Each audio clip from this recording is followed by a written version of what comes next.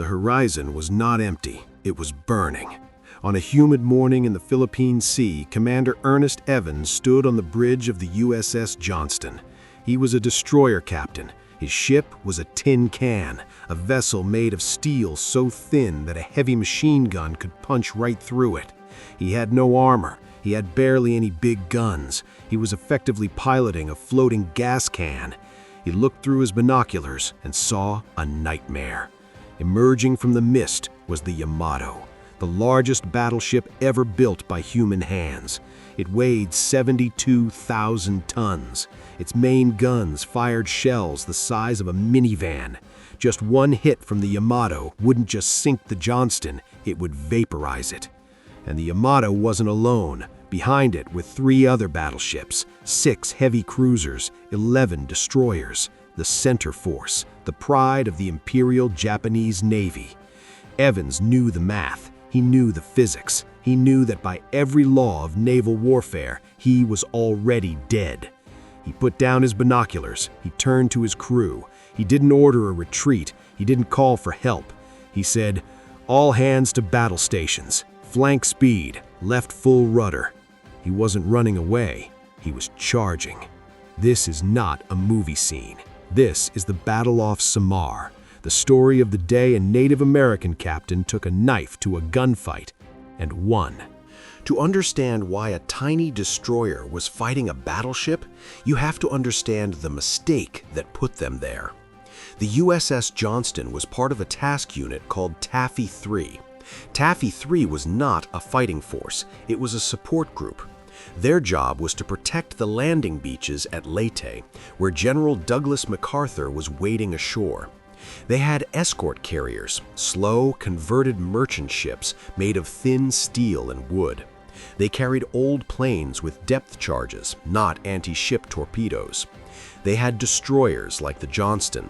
They had destroyer escorts, even smaller, slower ships nicknamed the Little Wolves. They were the rear guard. They were the security guards at the mall. They were never supposed to see the enemy fleet. The main American fighting force, the mighty Third Fleet under Admiral Bull Halsey, was supposed to be guarding the north. Halsey had the fast battleships, he had the heavy carriers, he had the firepower. But the Japanese had played a trick. They had sent a decoy fleet of empty aircraft carriers to the north. It was bait, and Halsey took it. He took his entire fleet, every battleship, every heavy cruiser, and raced north to chase the decoys. He left the San Bernardino Strait unguarded. The door was wide open. And through that open door, Admiral Takeo Kurita sailed the center force. Kurita had the Yamato, he had the Nagato, he had the power to crush the American landing force in hours. If he reached the beaches, he would slaughter thousands of American troops and cut off the invasion. The only thing standing between the monster fleet and the vulnerable transports was Taffy 3, a handful of tin cans. When the Japanese masts broke the horizon, the American sailors didn't believe it. They thought it was Halsey returning. Then they saw the pagoda masts. They saw the rising sun flags. Panic should have set in. The Japanese had faster ships, bigger guns, better optics. It was a slaughter waiting to happen. But Commander Evans didn't panic. He stripped off his shirt, he put on his helmet, and he gave the order that would make history. Let's look at the physics of this fight. The Yamato displaced 72,000 tons. The Johnston displaced 2,100 tons. The Yamato could fire a shell 26 miles.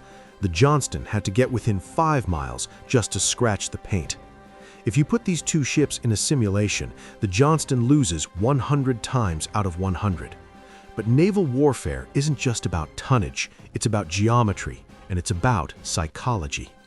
Evans knew he couldn't win a gunfight. His 5-inch guns were like pea shooters against the Yamato's 16-inch thick armor belt. But he had one card to play: smoke. As the sun began to climb, Evans ordered his engineering team to make smoke. Thick, black, oily clouds pumped out of the Johnston stacks. White chemical smoke poured from canisters on the fantail. The Johnston disappeared. To the Japanese optical rangefinders, the American ship was a ghost. It would appear for a second, fire a salvo, and vanish again. This confused the Japanese. Admiral Kurita was already exhausted. He had been under air attack for days. He had lost his sister ship, the Musashi, to American planes just 48 hours earlier. When he saw the smoke, he assumed he was facing a major American fleet. He didn't realize he was being bluffed by a single destroyer. He ordered his battleships to open fire. Huge geysers of water erupted around the Johnston. These were 14-inch and 18-inch shells slamming into the ocean. The water splashes were dyed different colors: yellow, red, green. The Japanese used dye bags in their shells so spotters could tell which ship was firing. It looked like a rainbow of death. The Johnston wove through the splashes. She was chasing the salvos, steering toward the last splash, betting that lightning wouldn't strike twice. She got closer: 14,000 yards, 12,000 yards, 10,000 yards. The Japanese gunners couldn't get a lock. The little ship was moving too fast, turning too hard. Evans waited until he saw the silhouette of the heavy cruiser Kumano. Fire! The Johnston unleashed her torpedoes. 10 steel fish streaked through the water. Evans turned the ship hard to escape. He held his breath. The seconds ticked by. 1 minute, 2 minutes. Boom! A massive underwater explosion rocked the Kumano. The bow of the Japanese cruiser was blown clean off. The ship stopped dead in the water. A 2,000-ton destroyer had just crippled a 13-ton cruiser. The mouse had bitten the cat. But you can only dance between the raindrops for so long. As the Johnston turned to flee into the smoke, the luck ran out. The battleship Congo found the range. 3 massive 14-inch shells slammed into the Johnston. Here is where the miracle of physics happened. The Johnston was too weak.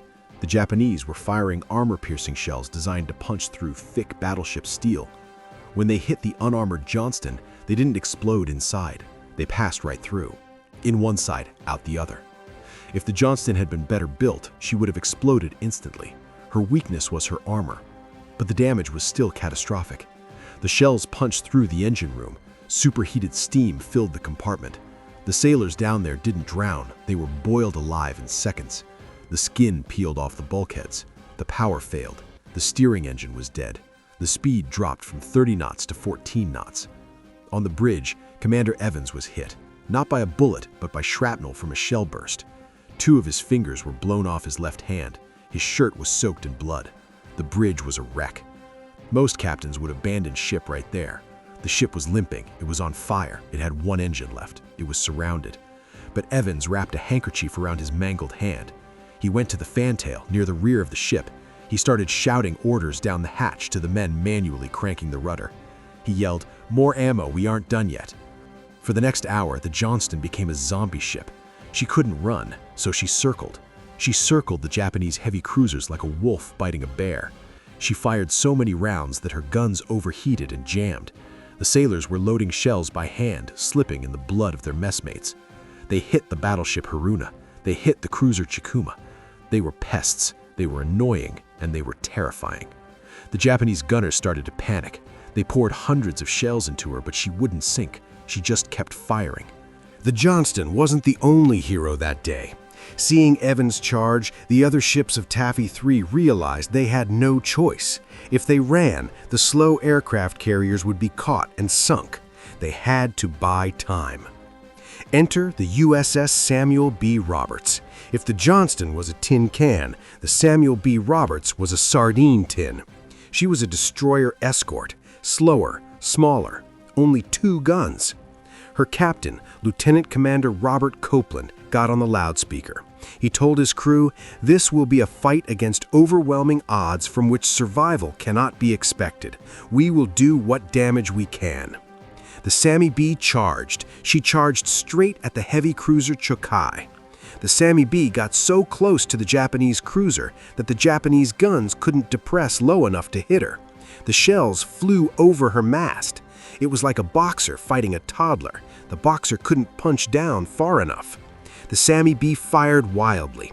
She fired star shells, or flares, into the Japanese bridge to blind them. She fired anti-aircraft rounds into the superstructure. She fired so fast and so furiously that she became known as the destroyer escort that fought like a battleship. She blew the torpedo tubes off the Chikai. She set the bridge on fire. For an hour, this tiny ship held off a heavy cruiser division. She took massive hits. A jagged hole 40 feet wide was opened in her side, but she kept firing until her last gun was silenced. When the order to abandon ship finally came, the survivors in the water watched their ship slide under. One sailor touched the hull and whispered, "Good boy." While the ships fought on the surface, a different kind of chaos was happening in the sky. The aircraft carriers of Taffy 3 had launched every plane they had, but these planes weren't ready for a naval battle. They were loaded with depth charges for submarines or small bombs for ground support. Some had no weapons at all. It didn't matter. The pilots launched anyway. This was the Swarm. Hundreds of American planes, Wildcats and Avengers, descended on the Japanese fleet. They dropped depth charges, which bounced off the battleship armor. They strafed the bridges with machine guns. When they ran out of ammo, they didn't go home. They made dry runs. They dived at the Japanese ships, pretending to drop torpedoes. The Japanese captains, terrified of torpedoes, turned their massive ships to avoid the phantom attacks. Every time a Japanese battleship turned, it lost time, it lost speed, it lost the range. One American pilot, Lieutenant Paul Carr, had nothing left to drop. He flew his Avenger down to mast height over a Japanese cruiser. He opened his cockpit window and he threw a Coke bottle at the bridge. He fired his .38 caliber service revolver at the Japanese admiral. It was insanity. It was desperation, but it worked. The Japanese fleet was in chaos. They were spending more time dodging fake attacks than shooting at the real carriers. By 9 a.m., the battle had been raging for 2 hours. The USS Johnston was finished. She was surrounded by 5 Japanese destroyers. They formed a firing squad. They pumped shell after shell into the burning wreck. The Johnston looked like Swiss cheese. The bridge was gone. The masts were gone. The guns were silent. With no engines, no guns, Evans gave the final order: abandon ship. Commander Evans was not seen leaving. The last anyone saw of him, he was still shouting orders, holding his bleeding hand. He went down with his ship. The hull was gone. The Samuel B. Roberts was gone. The carrier Gambier Bay was sinking. Taffy 3 was broken. The road to the landing beaches was open. The Japanese had won. The heavy cruisers were closing in on the remaining carriers. The slaughter was about to begin. And then, silence. The Japanese ships stopped firing. They turned their rudders. They turned north, away from the beaches, away from the carriers.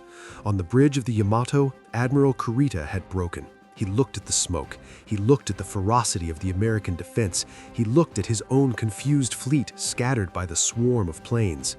He didn't see a few tin cans. He saw a trap. He thought he was fighting the main American fleet. He thought the heavy carriers were just over the horizon. He thought that if he stayed any longer, he would be annihilated. He didn't know that the main fleet was actually hundreds of miles away. He didn't know that he had just beaten Taffy 3. The psychological weight of the Johnston's charge had crushed his will to fight. The mouse hadn't just bitten the elephant. The mouse had convinced the elephant it was a lion. Kurita retreated. The landing beaches were saved. MacArthur's army was saved. The story of Taffy 3 is often called the last stand of the tin can soldiers. But there is so much more to the Pacific War. If you want to know about the ship that Johnston was fighting, the massive Yamato, and why it was actually a terrible design, click the video right here. And I have a question for you. Was Kurita a coward for turning back, or was the fog of war too thick for anyone to make the right call? Let us know in the comments below. Like, subscribe, and we'll see you in the next story.